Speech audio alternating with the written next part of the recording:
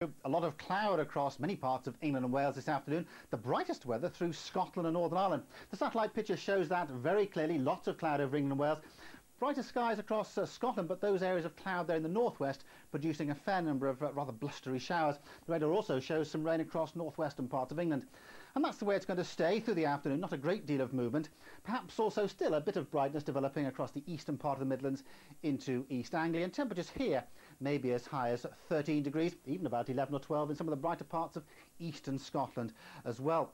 Now, it's that cold front which is bringing the rain just at the moment, but that really isn't of great interest. The main interest is down to the south, these areas of low pressure across Spain, and they're going to move their way northwards, and they could well bring a lot of rain to some central and eastern parts of England during the next 24 hours.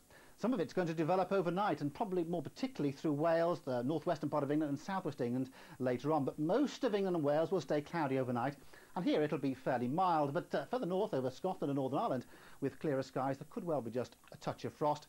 Too windy and too many showers in the far northwest of Scotland. Here temperatures just a few degrees above freezing.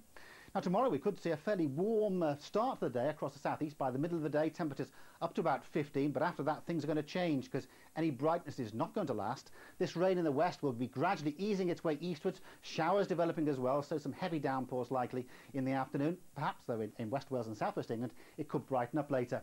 The best of the bright weather though again across many central and eastern parts of Scotland and Northern Ireland. Any showers still mostly around those western coasts. Now let's take a look a little bit further ahead through Friday and Saturday.